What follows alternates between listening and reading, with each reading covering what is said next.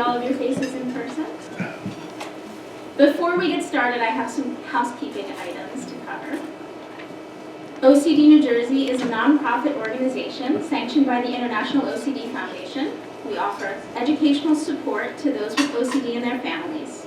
Members include mental health professionals as well as those with OCD, their families, and friends. We publish an online newsletter, host an annual conference, and sponsor special events during the year. You can visit our website at OCDNJ.org for additional information about our dynamic and growing organization. And you can visit us and follow us on social media, excuse me, such as Facebook, Twitter, or X, or whatever you'd like to call that today, and Instagram to follow what we're up to.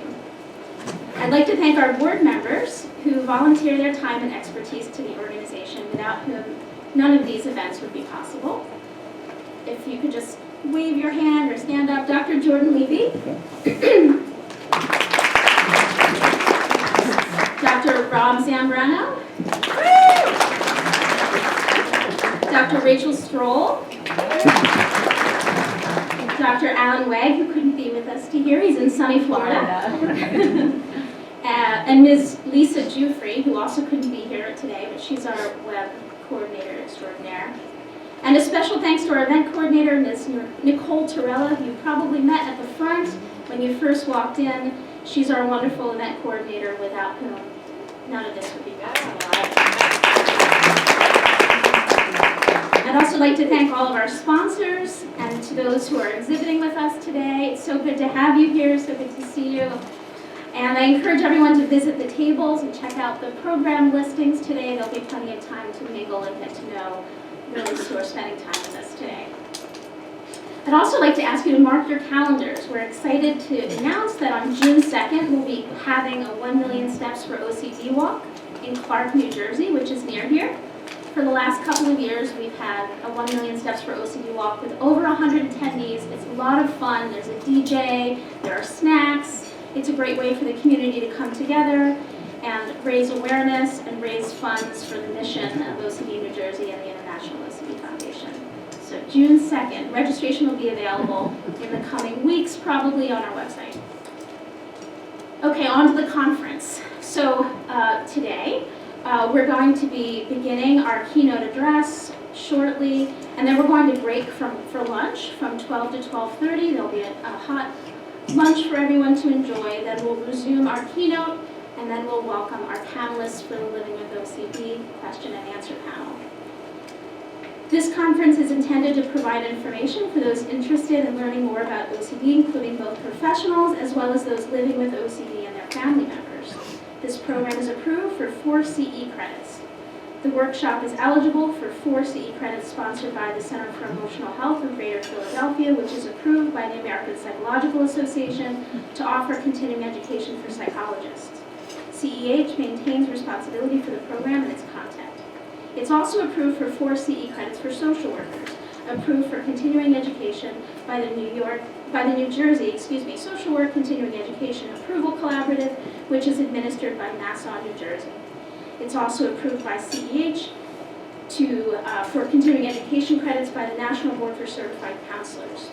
You'll be receiving a conference evaluation form prior to your departure today, and we ask that you complete the form in order to inform our programming. CE certificates will be emailed to you after the conference within the next week. Now, without further ado, I'm delighted to introduce our keynote speaker today, Mr. Michael Heady, who will be speaking about inference-based cognitive behavioral therapy, a new hope for OCD. Mr. Heady is a full-time clinician and the co-owner and director of the Anxiety and Stress Disorders Institute of Maryland, where he has specialized in the treatment of OCD, anxiety disorders, and related conditions for the last 16 years. He is a faculty member of the International OCD Foundation's Training Institute, a clinical fellow with the Anxiety and Depression Association of America, and is on the advisory board for OCD Training School. As a former adjunct professor of psychology at McDaniel College and a regular presenter at annual conferences for the IOCDF and ADAA, Mike has a passion for learning and teaching. He provides clinical consultation to therapists and has produced numerous professional webinars for organizations including ADAA, IOCDF, and OCD, as well as group practices and clinics across the U.S. on topics related to OCD treatment, as well as training in ERP and ICBT. He's appeared on several podcasts discussing ICBT, ERP, shame, intimacy, perfectionism, and other OCD and anxiety-related issues. So I'm delighted to introduce you. Thank you so much.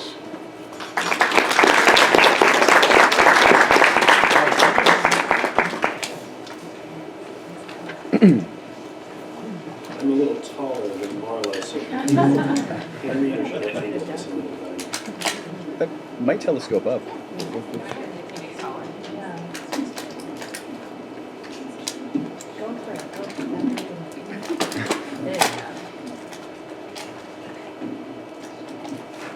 Does this work?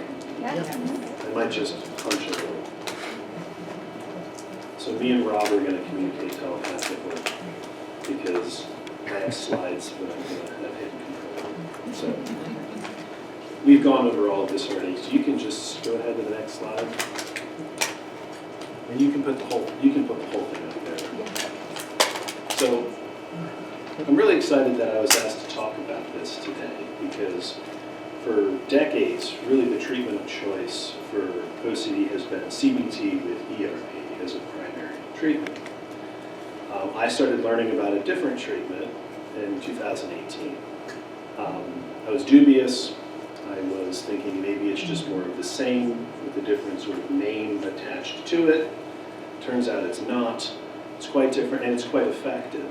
So the reason I called this talk A New Hope for OCD is for two primary reasons. Well, three, it's a cool reference to Star Wars, but the real reason was because it offers a really new and really important evolution in our understanding of obsessions in particular, and then the implications of that new learning. So if we understand obsessions differently than we currently understand them through a behavioral model, that impacts treatment, and it opens up the door for people who haven't been helped with traditional treatments. So if we look at best available data, recent meta-analyses would suggest ERP, most of the meta-analyses don't break them apart, it's CBT with ERP. You get about 65% response, meaning greater than a 35% reduction in symptoms, or equal to, and far less getting remission, 50% of people, which means 50% of people don't. So what do we do for those people? Is it enough to just reduce someone's Y-box scores 7 points, 10 points? Or are we all trying to gear towards remission and recovery? So how do we help those people? And that's just the people who show up to treatment or to show up to these trials. If we look at dropout rates, 15% of people, that's actually a lower estimate based on newer data. Before that, it was around 25% was the estimate. And 15% refuse. That's a lot of people. So we want to bring hope to those people. So you can throw all of this up there. These are just the obligatory objectives of what we're going to be talking about. We want to identify the cognitive processes that construct obsessional doubts. What does that mean? Cognitive processes means thinking. How we think, how we reason, how we interact with moments in the here and now, with ideas about ourself that construct obsessions. And when I say obsessional doubts, I mean obsessions. Conceptualize obsessions as faulty inferences of doubt. And that's a mouthful. I'll unpack that as we go. Distinguish obsessional doubting from normal doubting. There is a healthy, reasonable way to doubt things, and then there's OCD. And then we want to identify the processes that select for individual themes. Why do I have this OCD and not that OCD, right? And fear possible selves has been a really reliable predictor of separating out these things. So hopefully I can cover all of this adequately today. You can put all of it up there. We can do that until we get to later slides, just throw them all up there. All right, so the behavioral model, back in the 1950s, 1960s, Joseph Volpe trying to apply systematic desensitization to people with OCD didn't really work so well.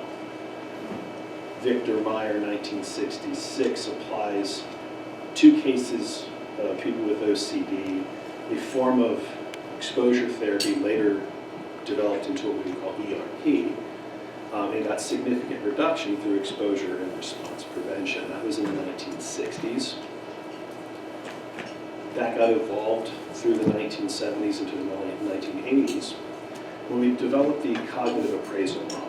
This is credited to Stanley Jack Rackman, the late Stanley Jack Rackman, Paul Sarkofskis, and various other researchers who looked at the ubiquitousness of intrusive thoughts, right? Everyone's heard most people get intrusive thoughts, right? 80+%. That comes from a 1978 paper where they looked at college students and they extrapolated from self-reports, questionnaires, that most people had intrusive thoughts. And this was replicated several times over through the 1980s and 1990s. So in the 1980s, they developed the treatment for OCD that focuses on trying to deal with how you interact, how you, what beliefs pop up when you get specific intrusive thoughts. So the cognitive appraisal model is really just you're wrestling with intrusive thoughts that are normal for everyone in a way that gets them stuck for you. We want to help you stop wrestling with them in that way. The cognitive appraisal model included exposures, they would call them behavioral experiments, to test out beliefs. And that was still going on today. ACT shows up in the 1990s as a more formal treatment applied to OCD in the early aughts after Michael Tuhig wrote the manual for ACT. And ACT sees obsessions quite similarly to how the cognitive appraisal model sees obsessions. We're having thoughts. Thoughts are neutral. Thoughts are not a problem. Everyone has thoughts. It's your interaction with those thoughts that creates obsessions according to that model.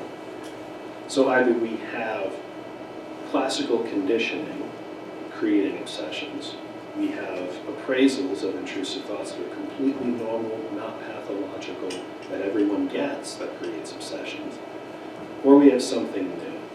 And this is the inference-based CBT, or inference-based therapy approach to where obsessions come from. So from this model, obsessions are said to be constructed, built, created by us. We have the process to reason, to tell stories, to interact with experiences, and those particular interactions done in a specific way create doubts that then get interacted with compulsions. Those doubts shouldn't be there. They are in fact faulty and pathological. And so the processes that create them can be treated. So I don't want to undersell how important that is. Prior to now, the intrusive thoughts were never able to be treated because they were never pathological. They were just normal. So we left them alone. The best we could hope for was to give you a relationship with them that the rest of the world had with them, which is that they shrugged them off. And it turns out that's not so easy. And maybe the reason that it's not so easy is because they're not normal intrusive thoughts. There's something else. They look like normal intrusive thoughts, but they're not. So let's take a little breakdown of what we're talking about here. So intrusions, normal, ubiquitous, random, not specific to OCD. CBT does not address the intrusions directly, but they do so indirectly. Exposures treat intrusions in your relationships to intrusions indirectly. We do treat beliefs about intrusions through cognitive behavioral therapy, but we don't treat the intrusions themselves. So we primarily focus on acceptance or tolerance of the fact that you're going to have these intrusions. Whereas inferences are actually reasoning processes that are tangible. We can see them and we can change them. It's supposed to say faulty inferences are not normal, not faculty inferences. Although I imagine faculty inferences would not be normal also. So the gist of all of this is that ICBT can play well with the cognitive appraisal model because we're dealing with what we call upstream processes. we can still treat your beliefs about your doubts, but we can also treat how those doubts were formed and trusted in the first place. So if you think of it sequentially, if a person has started to reason with a particular experience in a way that led to an obsessional doubt, a doubt that shouldn't have been, they have concluded something about their present moment. They have concluded something about themselves that shouldn't be. That's faulty, and that's 100% false. Now, we can still treat your relationship to that conclusion, but why would we want to start there when we can start with the actual processes that made the conclusion itself? And this is what CBT is proposing.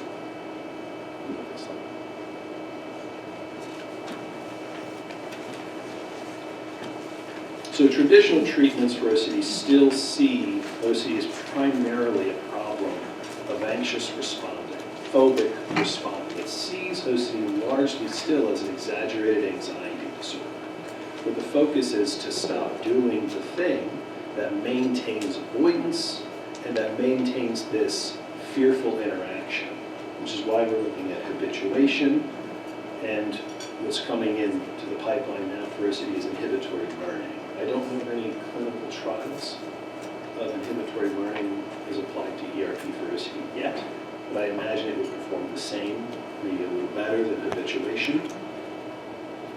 So ICBT offers something different.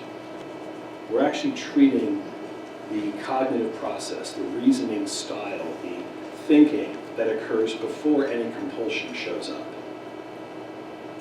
And this increases access to care to the people who refuse, who drop out, or who haven't been helped sufficiently by traditional treatments. So that's why I think this is a new hope. And my hope is to sell everyone here on wanting to learn more. Right, that's so inferential confusion is the mechanism we are treating in ICBT.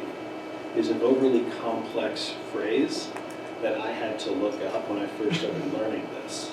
I'm a fairly educated person. I'd like to think I know words. And that still confused me. So I looked it up and I'm like, oh, that's what inference is. Okay, great. And I'm confused. That works. So inferential confusion is a lot to unpack. My goal here is to make this super easy today.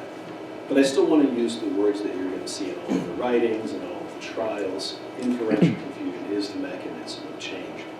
But we can't talk about it without talking about stories. So from this approach, how we understand the world and how we understand ourselves is inextricably linked to stories, narratives. Our entire reality is constructed through a narrative. How do you remember your first bike? Tell me about the pen you're currently taking notes with. You're not just going to tell me a bullet point list of facts. You're going to tell me something that forms a narrative. And so it is true when we start telling obsessional stories. Everything is about narratives, and we can't unlink them. So we have to treat inferential confusion from within the narrative. So we don't go after the top 10 cognitive distortions and defeat them one by one with evidence and with challenges. We have to deal with this within the story. So inferential confusion lurks within stories. How many people, when they were kids, used to have sleepovers or go camping and sit around a campfire? How many people would tell scary stories to their friends? What is the quality of a good, scary story? You really want to convince your friends to get goosebumps, to be afraid, to feel like there's something lurking over their shoulder. What's the process to do that? Anyone? Creativity. Yeah, creativity. Anyone else? Suspense. Build some suspense. We want to make it believable, right?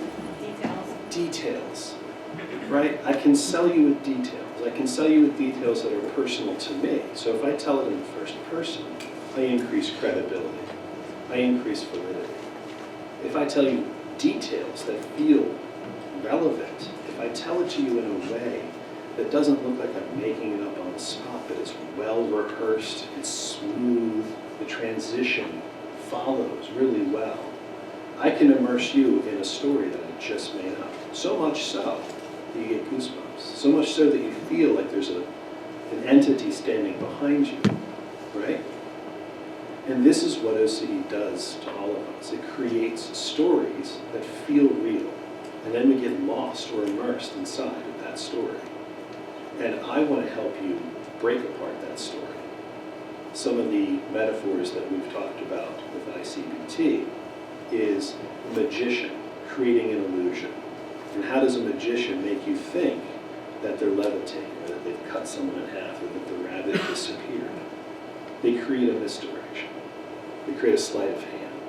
They make you think that something miraculous happened when nothing miraculous happened.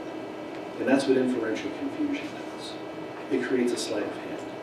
It creates a distraction so that what becomes possible, or that what's just possible, suddenly feels relevant and real and imminent and true.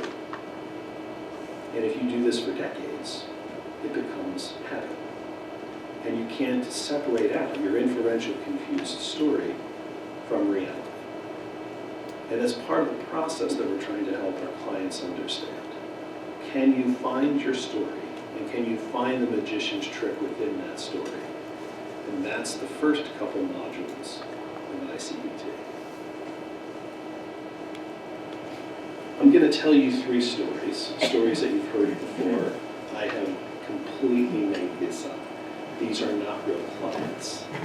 So you don't need to ask me, did you get permission? No, they're not real people. The visual is for you, so you can listen to my nice voice while I tell you the story. I'm driving myself to work, and I need to turn onto this road, as avoiding it would make me late for work. The road appears empty and free of bikers and free of people, but it's really winding, and it's hard to know for sure, because every time I turn around one bend, I can't see behind me. I did turn on my radio, and at that very moment, I ran over something on the road. It felt like a bump, maybe. It was definitely a thud, substantial enough for me to feel a bit jarred. And as I entered the next curve, I was hit with a whoosh of distress, and I wondered if that bump could have been a person. I checked my rear view, but it's useless. I've already turned the next corner. I checked my memory of what I thought I saw, but cannot feel reassured in my memory because I keep telling myself, but what if? But maybe you didn't see something. Maybe I took my eyes off the road for just a little too long. You know, you're supposed to watch the road like a hawk. That's the rule. You're never supposed to take your eyes off the road, even to change the radio station, right? I didn't see a person, at least I don't think I saw a person, but the road is winding. It's totally possible that that bump was a person now that I think about it. And the more that I think about it, the more I think, why wouldn't it have been a person? Maybe I should treat it like it was a person. I know I didn't stop to swerve. I know that I thought I was paying attention. You know, when I was a kid learning to drive, I ran over a squirrel in the road. Maybe I'm the kind of person who hits things and doesn't know it. Because of all of this, I think it's important for me to turn my car back around, drive back from whence I came. I don't see anything, so I park my car, I get out, and I walk around checking the side of the road for a dead body. How many people have heard this story before? Something like that. So, a classic case of harm OCD, hit and run OCD.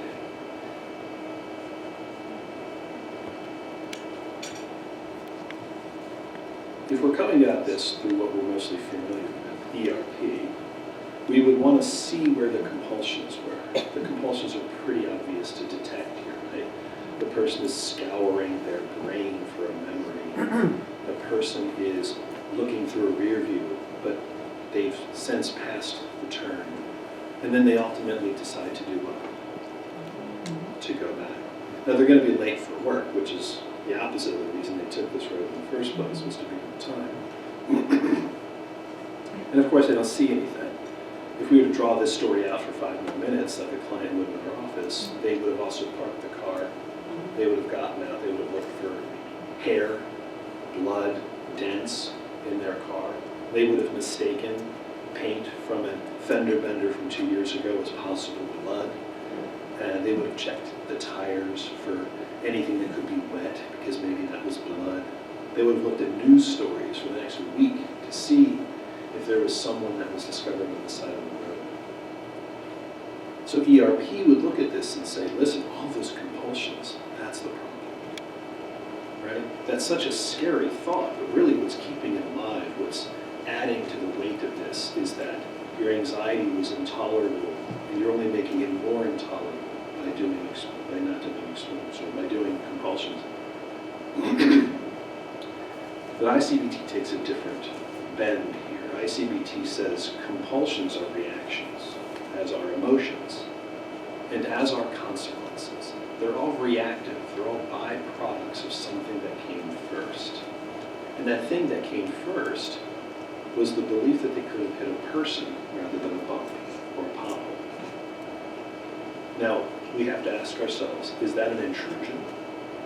The person driving down the road that hit a pothole and then had the conclusion that it could have been a person, was that an intrusion? Or was that a conclusion? Did they conclude through reasoning that this could have been a person? Did they convince themselves it could have been a person? Or was it a random intrusive thought that just showed up? So I don't think it was an intrusive thought, not anymore. I think it was a conclusion arrived at through reasoning with the pothole, reasoning with the bump. In fact, reasoning in a way that the 100 people who hit that pothole before this person didn't use. The reasoning that many of us in this room, assuming we don't have hit and run OCD, would have used. You'd hit a pothole and you'd have thought, I hope I don't bend my rim. I hope I don't blow out my tire. Or like me driving up here yesterday, my tire pressure mounting system light went on an hour into my ride. And I debated whether or not I should pull over. I didn't. That was an exposure maybe. So, this is module 1. This is the bread and butter of ICBT, because everything has to start with reducing bewilderment of the story the client comes into your office with. They come into your office panicking, crying, distressed. And when they tell this story, probably one of the kindest things we can do is listen to it. We listen to it not just to communicate empathy. We listen to it because there's a lot of really interesting data inside of this story. And we can start formulating this sequence. Now, it's a 5-part process where we're really concerned with the first 2 to 3. The last 2 are sort of consequential. Not inconsequential, but they're consequential of earlier processing. So the trigger is always a benign, novel, present moment experience. Could be a memory, could be a bodily sensation, could be a bump in the road, could be a tickle in your throat, anything that's benign that we know doesn't cause OCD, right? OCD isn't caused by potholes or coughs. And then the person has a very peculiar interaction between the trigger and what we call the obsession of that. There's a lot of stuff that happens in that space. Inferential confusion happens in that space. And it concludes with the obsession of doubt. Maybe that was a person. And that isn't a passing thought. That's a conclusion. A conclusion already believed in. A conclusion already imbued with a ton of really convincing story processes. The obsession with doubt and the consequence are an if-then conditional statement. If it was a person, then they're dying on the side of the road. If it was a person, then I'm responsible for maiming someone. If it was a person, then you fill in your catastrophe about what that would mean if it was a person. And OCD loves to make you live there, in the consequences. And that's one of the sleights of hand. Live inside the consequences. Get lost inside the feelings of being an irresponsible, terrible person who might leave a person dying on the side of the road. And then you can guarantee that they're going to try to do something about it, because our clients aren't monsters. So when someone comes into your office and says, I'm worried about being a serial killer, we all know they're not. Because serial killers don't come into your office confessing they're serial killers. I hope. So let me tell you another story. Am I moving at an okay pace for people? I'm approaching the entrance to the building where I work. There's a large office building with dozens of different businesses operating there. The parking lot is full, which means there's well over 100 people, and they all touch this door or the automatic opener door button. I've never seen anyone clean that door handle, and I've worked here for years. The door handle and the door button, they must be contaminated because people are disgusting. People are gross. Have you ever gone into a public restroom and noted how many people don't wash their hands? Or only ceremonially wash their hands? If you don't, check it out today. Those people are just like, water. Let's eat. I know that germs are basically on every surface, everywhere, all the time, especially public surfaces, and I know that they're invisible. So it doesn't matter if the door looks fine. It doesn't matter that others are not following my decontamination procedure. Obviously, germs are what get people sick. So it makes sense that I should avoid touching this door and that I should disinfect my hands to avoid getting sick and getting my kids sick. When I touch the door, even if I imagine touching the door, I can feel the germs on my hands. How many people have heard this story? How many people have said to themselves, but germs really are invisible? That hooks even us therapists, doesn't it? Germs are invisible, so maybe you really should wash your hands. And COVID has convinced us of that even more. But context is everything. So we apply the sequence to reduce the bewilderment, not just for our clients, but for ourselves as therapists. Listen to the story. What's the story telling you? The story's telling us a lot. It's telling us that the person just approached a door that they've approached hundreds of times. It tells us that they have a lot of thoughts, a lot of history, a lot of beliefs about the door that are quite different than, say, most people's interactions with that door. And as those beliefs and those ideas and those stories start to build upon one another, that door becomes virtually radioactive to this person. It is glowing with germs. Again, the ERP approach would be looking at these, what we call downstream processes, right? You're doing all of these avoidance behaviors, all of these cleaning behaviors, you're ruminating about the door, maybe even for minutes before you come to the door. So let's stop that. Let's tolerate the distress that comes from touching the door. And the wink, wink, nod, nod here is that you're probably not going to get sick by touching the door, because most of us don't get sick by touching doors, do we?